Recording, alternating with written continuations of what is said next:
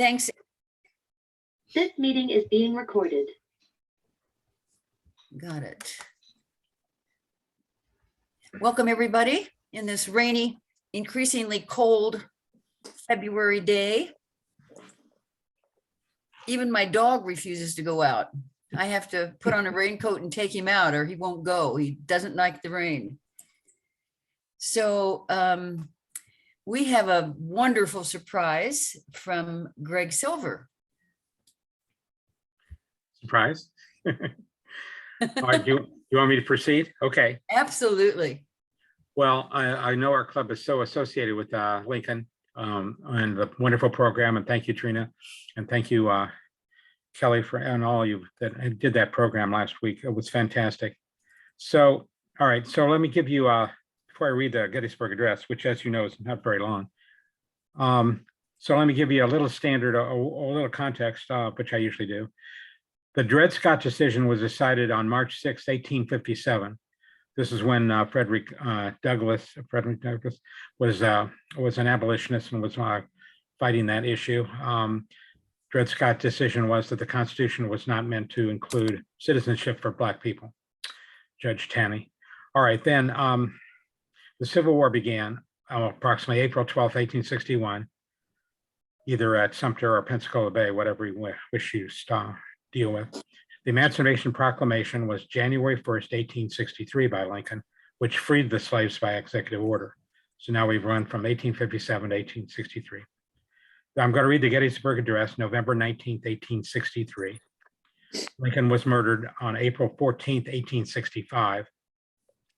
And then three things happened after his death. And if you watched the Lincoln movie recently, the 13th Amendment abolished slavery on December 6th, 1865. The 14th Amendment provided the right of due process to everyone on July 9th, 1868. And the 15th Amendment, right of vote of all citizens, February 3rd, 1870. So now we're going back to 1863, and here's how it reads. And I'm honored to do this. 77 years ago, our fathers brought forth upon this continent a new nation conceived in liberty and dedicated to the proposition that all men are created equal. Now we are engaged in a great civil war, testing whether that nation or any nation so conceived and so dedicated can long endure. We are met on a great battlefield of that war. We have come to dedicate a portion of that field as a final resting place for those who have here gave their lives that this nation might live. It is altogether fitting and proper that we should do this, but in a larger sense, we cannot dedicate, we cannot consecrate, we cannot hallow this ground. The brave men, living and dead, who struggled here have consecrated it, far above our poor power to add or detract. The world will little note nor long remember what we say here, but it can never forget what they did here. It is for us, the living, rather to be dedicated here to the unfinished work which they all fought here. They who fought here have thus far so nobly advanced. It is rather for us to be here, dedicated to the great task remaining before us, that from these honored dead we take increased devotion to that cause for which they gave their last full measure of devotion, that we here highly resolve that these dead shall not have died in vain, that this nation under God shall have a new birth of freedom, and that government of the people, by the people, for the people, shall not perish from the earth. November 19th, 1863. This being Black History Month, I have a couple of quick quotes that you might want to listen to that are in context of this. One is by the late Sidney Poitier, quote, "You don't have to become something you're not to be better than you were. You don't have to become something you're not to be better than you were." And lastly, Frederick Douglass, who at the time of the Dred Scott decision made this comment and was a great speaker. Frederick Douglass, short quote. Quote, "Right is of no sex, truth is of no color. God is the Father of us all, and we are all brethren." Again, right is of no sex, truth is of no color. God is the Father of us all, and we are all brethren.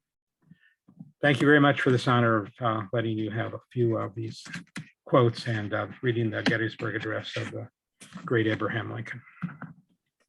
Thank you. Thank you, Greg. I swear, every time I hear that, I get shivers. It's beautiful, just beautiful. Thank you. Let's see. We have some appreciation of members to do at this point. David Young, 26 years, a Kiwanian.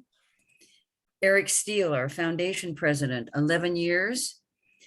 The basketball committee members, David Wright, 24 years, and Chris Kaufman, 1 year. T. Ray Phillips, 22 years. William Foley, 21 years. Mike Harpring, 20 years.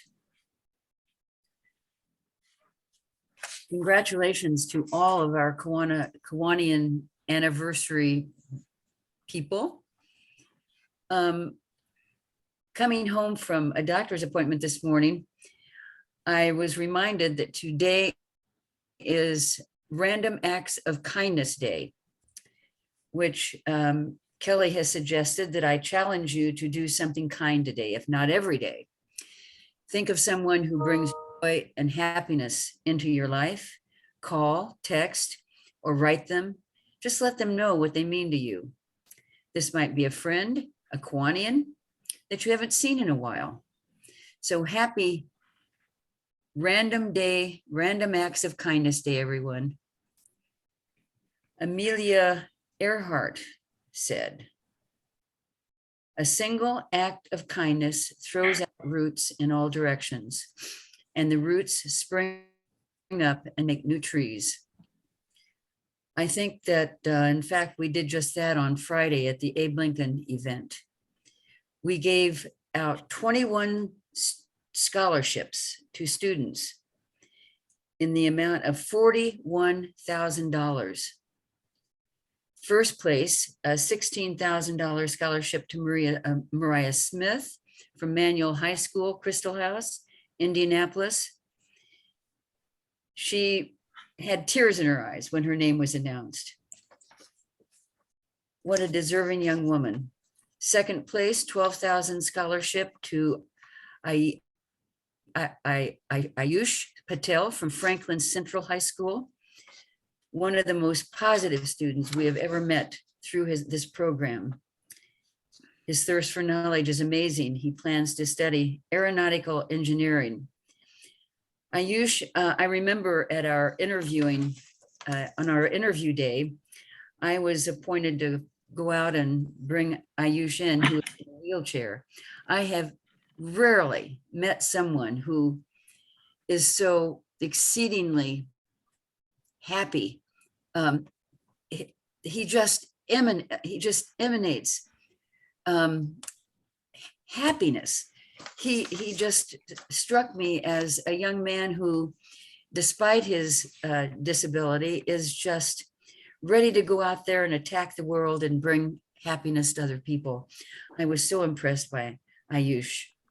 Our $8,000 third place scholarship went to John Kendrick from Lawrence Central High School.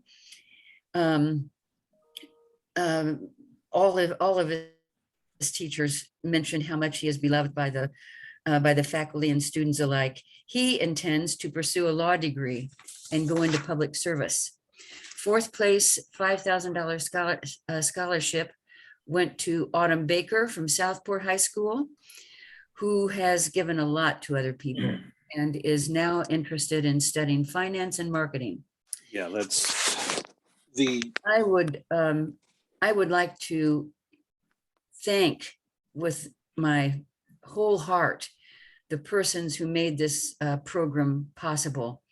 Nathan Ashworth, Jackie Clincy, Tom Eubank, John Frank, Scott Harkness, Brandon Hargett, Laura Holloway, Wendy Paddock, Rich Schreiner, Lamita Steele, and Steve Willem, excuse me.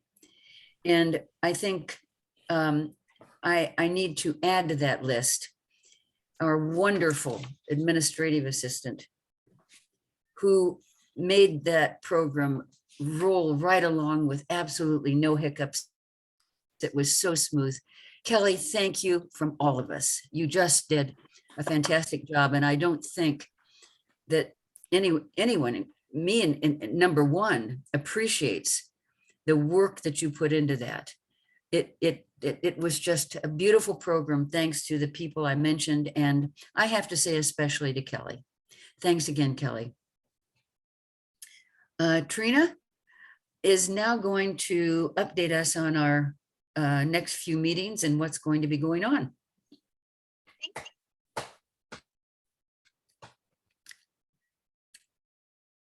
Do we have Trina? We did at one point.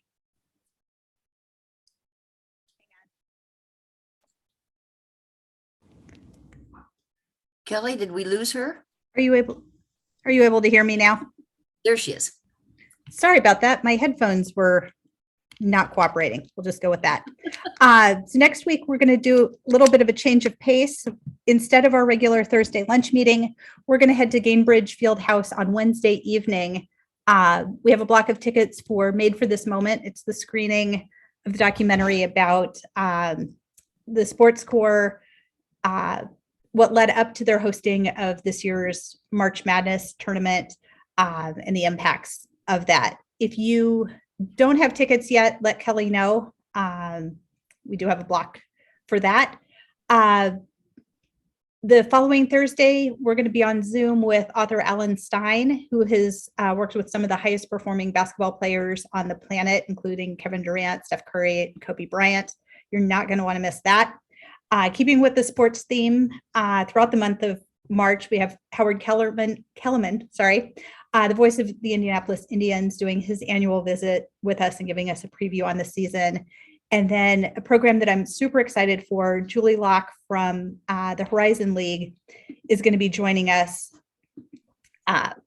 They're housed here in Indianapolis. They're doing some amazing things with the schools that they represent, but also they will have just come off the heels of their tournament, which was hosted in Indianapolis, and they're going bigger and badder than ever before. I don't want to spoil any surprises. My friend Kelly is from the Horizon League, is on this call. I'm going to let him give you a little preview of what's coming during their tournament, how we can individually and collectively get involved. And then we'll hear from Julie on the other side of the tournament about how it went. Kelly. Thank you, Trina. Yes, appreciate it. And good afternoon, everyone. Thank you so much for giving me the time to speak with you all today. As Trina said, my name is Kelly Ford. So clearly the second most important Kelly at best on this call, as I've heard another Kelly get some props earlier. So I appreciate you all taking the time today. I'm an assistant commissioner with the Horizon League. I know our commissioner, Julie Rowe-Lash, is going to be speaking with you all here next month. But just a little bit of background about the Horizon League very briefly. For those that may not know, we are a Division I collegiate athletic conference located right here in Indianapolis, downtown Indianapolis. We have 12 member institutions located throughout the Midwest in a 7-state footprint. Our two Indiana members are IUPUI right here locally and Purdue-Fort Wayne up in Fort Wayne. So we have 12 member institutions. We sponsor 19 different sports, 2 of which, men's and women's basketball, they're probably our 2 most high-profile sports. We have our championships upcoming here. They actually start in less than 2 weeks with first round and quarterfinal games on campus the week of February 28th. And then on Monday, March 7th and Tuesday, March 8th, we have our semifinals and championship games for both the men and the women taking place at the Indiana Farmers Coliseum at the Indiana State Fairgrounds and Event Center, which is just up the road here, obviously, off of Fall Creek Parkway. So that's why I'm on today. I wanted to just let you all know that that event is happening. I will see you all next week at the Made for This Moment documentary that Sports Corp is putting on. Horizon League will have a presence there as well. But just wanted to mention our basketball championships that are coming up. In addition to the great games that we have, which there will be 6 in total, 2 women's semifinals on Monday at noon and 2:30, followed by 2 men's semifinals at 7 and 9:30 that day. And then the championship games on Championship Tuesday taking place, women at noon, men at 7. in addition to those 6 great games, we do have a handful of ancillary events that we're putting on as well. So we're going to have a fan zone, which is free to attend for anybody that's there. It's going to have big projector screens playing Sports Center or other sports content throughout the day. We'll have Pop-A-Shot in there, cornhole, giant Jenga, Connect Four, all sorts of different yard games. We'll have a couple different activations and activities set up, food and beverage made available, couches, high top tables, picnic tables, photo ops with the trophy. We'll have mascots in there. We're still working on an autograph signing, all sorts of different fun things to do in the fan zone. We also have an esports combine taking place in conjunction with our basketball championship, as well as an International Women's Day event, which we're really excited about. Susan Boffman, who just put on was the chairman of the college football playoff host committee for the CFP 2022 that just happened. She'll be our featured speaker during that event, so we're really excited about that. And then we've also got an officiating mentor-mentee networking event that we're putting on in conjunction with the NCAA, Indiana Sports Corp, the Big Ten, IHSAA, the National High School Federation. So all sorts of different folks involved in that event as well. So I just wanted to mention all the cool things that we have going on at the fairgrounds around those games. And I'll be following up with Trina after this with kind of a 1 or 2 page summary of all these things that I'm talking about. As well as a discount code, because I haven't even gotten to the ticket part yet. Tickets are on sale. They are, what we've been told, extremely price friendly to folks. Tickets start at just $10, and we're going to give you a discount code to go even further discounted beyond that. So all of that is coming, but I'm certainly happy to answer any questions that folks might have about our event coming up here in just less than 3 weeks now. But I also know that you all have lots of things on your agenda. So I'll stop. And if there's any questions, I'm happy to dive into it. But otherwise, be on the lookout for that follow-up from me through Trina. Kelly, thanks a lot for all the information. Appreciate it. My pleasure. Our Zoom meeting on March 3rd is a big deal, thanks to Graham Honecker. He has secured Alan Stein Jr., a motivational speaker and author who has worked with some of the biggest sports stars in our country. He'll share strategies for how to raise our game in Kiwanis and add value to our connections, the connections that we make with each other and connections in the community. He says, just because something is basic doesn't mean it's easy. That is for sure. Trina, back to you to introduce our wonderful speaker today, Susanna. Thank you. I feel like I'm hogging the mic. I'm going to stop doing that. Susanna Taft serves as the Deputy Director for Develop Indy, the economic development organization for the City of Indianapolis. In this role, she works directly with companies and partners to drive inclusive growth in Marion County through business attraction, retention, and expansion. In 2020, she was responsible for the management of the grant and loan programs that totaled $21 million in small business assistance as a response to the COVID-19 pandemic. Susanna attended Covenant College and earned her bachelor's degree in business administration before returning to Indiana, where she received her executive degree in management from the Kelley School of Business at IU. She enjoyed internship experiences with Visit Indy, as well as the Indy Chamber, where she has spent the last 6 years of her professional career and is able to help shape the future of our city. Fellow Kiwanians, please help me welcome Susanna Taft. Thank you, everyone. I'm really excited to be with you. And Trina, that was a really great bio. I was reading it and I was like, wow, I guess you guys craft those on your own. So I'm excited to kind of share a little bit about my story today, as well as talk about Indy's growth and development and what economic development has been looking like over the past year and what we can expect here in the future. So I'm going to go ahead and share my screen. All right, can everyone see that? What's up? All right. Looks good. Great. So as Trina said, I'm Susanna. I'm the Deputy Director of Develop Indy. I'm actually from Indianapolis. I grew up in Heron Morton Place, which is today a really, really beautiful neighborhood, but it was not that way when I was growing up. It's just, if you are familiar with it, it's just north of 16th Street. west of college. And so it was a pretty rough neighborhood. I went to school at the Oaks Academy. I would walk to school by myself some days. Probably a lot of parents wouldn't dare do that back in the day. So I definitely saw a version of Indianapolis that is dramatically different than what people experience now in 2022. I then went to Heron High School. I believe I was the third graduating class, so it was still a kind of a startup school. So at both the Oaks Academy and Heron High School, I received a classical education in a really diverse setting. Really excited about, or I was very prepared for college through both of those educational experiences. And I'm still a champion for those schools today. I think they do a really, really great job serving the urban neighborhoods in Indianapolis and are kind of expanding their reach as well. And so after graduating from Covenant College, I was evaluating where I wanted to live, right?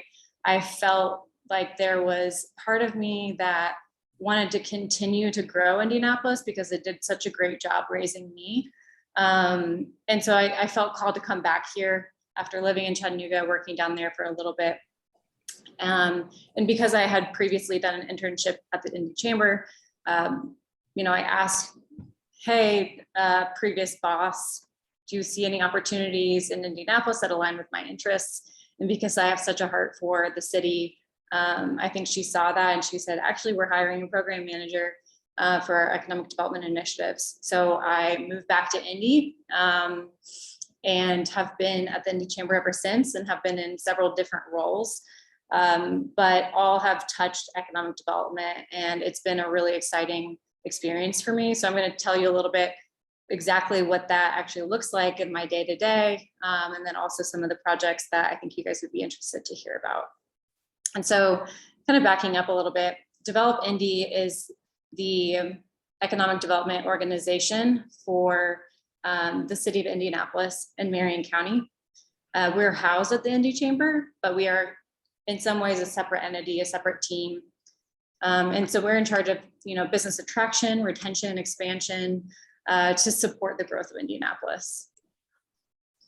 And so specifically what we do is, for one, we see ourselves as the front door to business growth here. And so we connect the dots. If there's a startup, an entrepreneur, a large corporation, we're their first stop and we help make them connections, connecting those dots between every organization in Indianapolis. We know how collaborative our city is. And so we're really proud of that and really try our best to make those connections. We also enable growth within businesses here. So we do property searches for an entrepreneur or a business owner who's looking for a new location in Marion County. And maybe they don't want to engage a broker, but we can do a free site search. We have access to tools that are typically usually expensive. And so that's a free service. We also do research and data assistance. We then provide incentives and abatements for companies that are expanding. We also have someone on our staff who does regulatory and permitting assistance. I think if you've ever been through the permitting process at the city level, you probably know how much of a headache that can be. So we have someone on our team who really expedites that experience and makes it a lot easier and clearer to figure out what needs to be done. We also provide workforce support. So connecting employers to some of the community partners who can help businesses continue to thrive and keep up with their workforce needs. And we also respond just to any needs that a business might have. And so we have a person on staff who regularly goes out and meets with the existing businesses here in Indy. And last but not least, we also promote Indianapolis. And that's the really fun part for me because I'm from here. I love talking about our city and seeing how it's growing and how we want it to grow and continue to grow, and attracting those businesses that will be great for our community.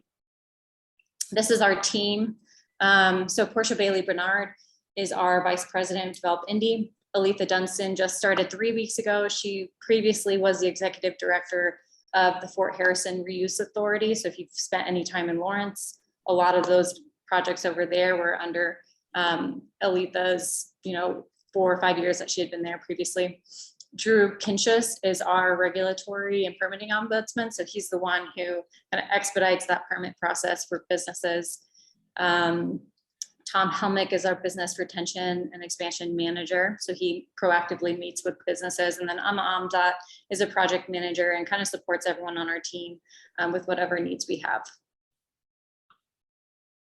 So looking back to last year in economic development activity, we saw 4,500 new jobs at a record-breaking average wage of almost $31 an hour. We completed 71 economic development projects, had $572 million in capital investments, completed 130 site searches, and then had about 2,500 retained jobs at $34 an hour. And these numbers, you might ask, like, how does this compare to previous years? Most of these categories are tracking pretty closely to pre-pandemic levels, which is really encouraging for us. I would say jobs came in a little bit lower last year than other years. Some of that might be due to the weird trends that we're seeing in the labor market right now. Our unemployment rate, I believe, is at 2.6%, which is incredibly low. It's really hard for employers to find people to work right now. And so here's a breakdown of some of the projects that we worked on last year. You'll see that redevelopment was the largest category for capital investments. We saw a lot of activity in redevelopment, real estate in the city. And this is, again, all of Marion County. And if you're looking at the new and retained jobs, you can see that most of those new jobs are from advanced manufacturing and IT. And then we have additional other categories such as life sciences, logistics and warehousing, professional services, that also contributed to the 7,000 total new and retained jobs. And then just a few examples of projects we worked on specifically. Connected is a tech company that is looking at expanding, or they announced an expansion and hiring 400 new high wage jobs here in downtown. Drone Deck is a really innovative smart mailbox delivery system. They're planning on hiring 100 new jobs. Innovation Associates and Soligo are also really innovative tech companies that plan to expand and add hundreds of new jobs. You'll also see redevelopment activities such as Wesley Place. So this is kind of by the IU Health expansion along 16th Street. And then Elevator Hill, which is a $300 million master plan. And that is, I think the first project there is a apartment building that's probably roughly $60 million. And then Indy Fresh Market is a really interesting model for projects that we're seeing happen right now. And Cook is a really great example of how to pursue inclusive growth. So specifically what they've done on the east side is Cook Medical is they have a lot of presence in kind of like the Bloomington area, but they also do some manufacturing up here. And so they formed this really unique partnership with Goodwill, where Goodwill actually contracts with Cook, and they recruit and build their own workforce to create those medical devices. And then across the street, so there's a facility that was built there in this kind of interesting partnership. And then across the street, there was a grocery store that Cook decided that they wanted to build because it was a food desert. And so this is going to be a locally run grocery store that serves the needs of the community. So that was a really interesting project that we got to work on. Typically, we don't provide, incentives or abatements for like grocery stores, for example, but this is such a unique model that we really wanted to encourage that kind of growth and investment. And as far as industrial activity goes, we saw the former Navistar site on Brookville Road, just south of Irvington. There are plans for Ambrose to build a brand new facility there. It's a 600,000 square foot building for phase one, and then they have plans for expanding in the future. And then EHOB is a medical device manufacturer. They're adding hundreds of new jobs. Volumod is a modular home developer. And so they're probably one of the first modular home developers in Marion County or in the region. And so we're excited to see kind of the trends that happen in in developers using modular home building styles to cut costs and increase productivity.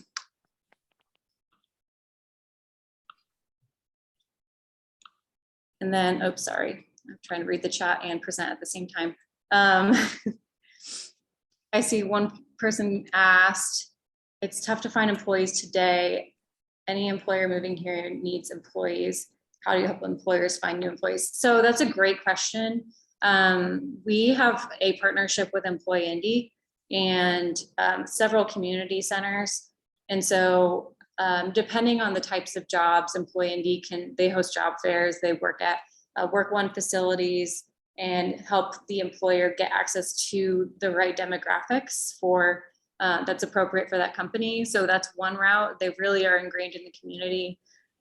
We also work with the universities, local schools, universities, to make sure that Ivy Tech, for example, we would connect them to a new manufacturer that's moving to town and say, hey, do you have any students that are recently graduating through your program, or could you potentially help train up people who are unskilled in this area, but it provides a platform for them to earn a higher wage and to have that skill that could create a career for them. So there's a lot of really unique solutions that we're seeing these days with workforce development.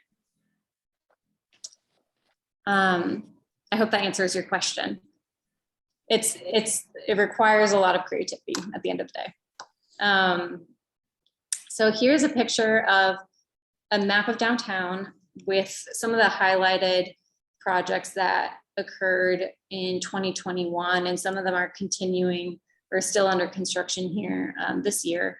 But you can see that there's a lot of activity happening in downtown despite the pandemic and despite changes and shifts in office use. But we're still seeing it as a place where people want to build more apartments, build more attractions. And with Elanco's expansion on the west side or relocation of their headquarters, I think that will be a pretty big game changer for downtown Indy. And then some current project examples that we have, you've probably seen some of these in the IBJ. But Monon 30 is a mixed use and housing project that is proposed just north of 30th Street along the Monon Trail, hence the name. And that one's really exciting because it's a neighborhood that's definitely looking for investment. Historically, it hasn't seen a lot of that. And so I think it'll be a great value add to the community. And then Lafayette Square Mall, you probably also saw that in the IBJ. They're still working on what does phasing of this project look like, but it's going to be a really great resource for the west side. They're completely revamping that mall. They're adding a lot of mixed use additions to it, including a hotel. They're going to add apartments, some senior living. And I think it's really going to provide more diverse use and vibrancy to that space. Sherman Park is another example. So that's a city-owned property that Recycle Force just relocated their headquarters. They just broke ground earlier. I think it was in the fall of last year. And there's plans for more growth and development on that site for other businesses as well that we're still working on. And then the Stutz is Samara Road is a developer that came in, and we're currently working with them on plans for revitalization of that building. And you'll probably see more of that. There was a recent IBJ article, I believe it was last week, talking about the TIF funds that would be dedicated to that redevelopment project. And then city-owned property RFIs, you may have seen this in the IBJ as well, but the city has released RFIs for several properties downtown, including the City Market East Wing, the Jail 2, which is just across the street from Salvation Army on Washington Street, and then the LSD Processing Center, which is just behind it. So they're asking developers to put in proposals for redevelopment of those two sites, and I think they'll both be pretty big game changers for those areas. And then there are also some additional ones that came out, including a Sherman Park housing piece, Central State There's several historic buildings that are also part of that RFI. And then there's a greenfield site as well. And then there's this program that I don't know if you guys are familiar with, but the Build Back Better Regional Challenge. It's an EDA program. The City of Indianapolis actually got into the first round. So we got a $500,000 grant to do some planning around which industry we want to help spur more growth in. And so the city applied to spur growth in the manufacturing and food processing industry here. And so with a focus on the near northwest side, so 16 Tech, and then the old Carrier Bryant site, which is brownfield that is owned by the city. So you'll see more on that later. And we're applying to get into round 2, which is going to be a really hefty sum of federal grant money that we can use for infrastructure on redeveloping that property. And then I'm just going to end with 2 different real estate development maps that I think do a really good job of showing just the general story. If you just step back and you say, what has been happening here in the last 5 years in Indianapolis? Where are we seeing that momentum? I think that this map here shows that there's a lot of momentum downtown. You can see lots of clustering of housing, of office, of mixed use, a little bit of industrial.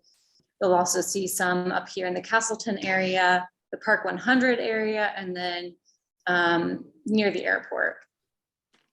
And specifically, I like to look at this downtown map. Everyone is always asking, how is downtown doing? And obviously we're on the rebound here, but I think it shows that developers are still continuing to choose to invest. And I think the more housing that we bring downtown, the better, because it makes us more of a 24/7 city. And so you'll see some of these trends that there's a lot of residential and mixed use popping up on kind of in this Market East district, heading a little bit east of 70 over into the former Angie's List campus. We're also seeing continued trends in hospitality, building off the growth of the convention center, and then some of these more downtown areas by the Circle, and then going farther south in the historic Meridian Street area. And then as far as trends in office go, we do have a lot of office buildings downtown. And so I think developers are now saying, well, where else can we go with office? And so we're seeing a lot more happening in these really close nearby neighborhoods, close to downtown, still drivable, and you can access all the other partners that you might have in some of the skyscrapers downtown, but you can also get to your house pretty quickly. So we're seeing 16 Tech, there's a lot of momentum in that area, and across 16th Street, all the way to kind of like that, the 16th in the Monon area, and then down over to where North Mass is. So I tend to call that area North Mass. We've seen at least 5 new office buildings announced in that area specifically. So I wanted to leave it there with just that map. And so you can see visually, I think it always helps me to take that step back and see where has Indy come from, and where is the growth moving, and what does the cluster look like? Again, as I said earlier, Indianapolis is the city that raised me. And so I want to help kind of guide it through future phases of development. It's a really exciting place to be in. So I can open it up for questions. I know there are a few here in the chat that I can answer. Strengths and weaknesses of Central Indiana in attracting businesses and development. That's a good one. I would say one weakness is that Indianapolis is severely underfunded as compared to other metros that we are competing with. So Cincinnati, Columbus, their economic development teams are almost double or triple the size of ours.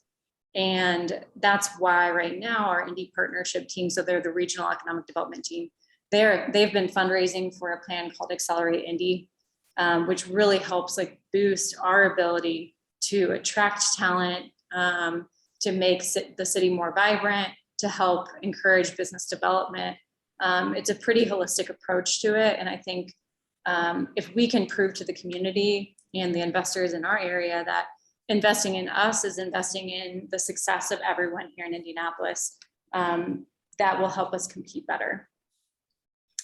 Strengths are, I mean, Indianapolis has been a manufacturing skilled trade area for a very long time. And I think we have a lot of really great workforce partners and innovation partners that are helping us get to the next version of what that means in this more innovative economy. And so we have partners at CICP, such as Checkpoint, partners at Connexus, and then BioCrossroads. And so they're helping us to capture the momentum we have in our skilled trades and apply them to advancing industries that are going to make our region more successful. And I think that our collaboration in Indy really helps us compete really well.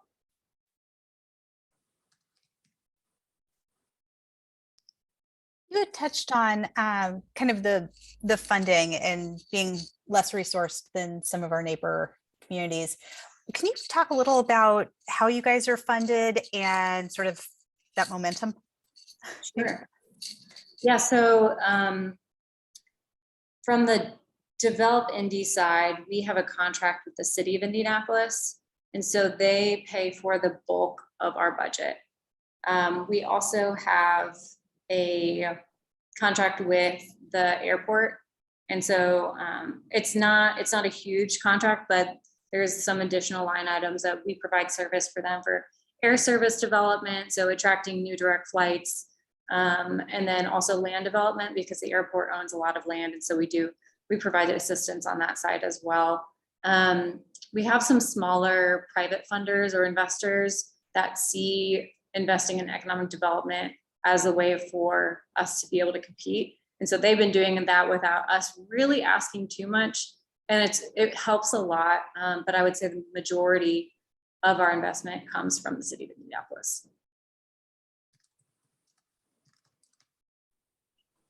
Alan asked, how much downtown office space do we think may change to residential with as many office workers work from home now? This is a really great question. And it's something that we have been talking to developers about. I think that we would be really supportive of seeing office switch to residential, and we would try and find incentives to make that work. Now, I don't know if incentives could really get a project there. If it's just very expensive, right? To convert something that, especially when you think about plumbing and you think about electrical and all these different, it's expensive to convert rather than do a greenfield new build development. And so it really comes down to the numbers. At some point, it'll make sense. I think Keystone has a really interesting property with the former, the AT&T building, 220 North Meridian Street. That is an example of office being converted to residential. And I think we would like to see it more. I think it's hard for us to predict at the end of the day what that will look like, especially as office trends are shifting so much. I think people are waiting to see what will be the long-standing or expected trend, because we don't want to convert our office to residential and then have all of a sudden pent-up demand for more office space. I think that we will see a lower demand for office space in the long run, but it's just how much is the question. Can you talk a little about kind of where you see new business investment coming from? Are they folks that have been doing business in Indy and want to do more, or is it organizations from outside of the state that want to come and either relocate here or expand, or some mix of all of that? Yeah, it's a mix. It's definitely a mix.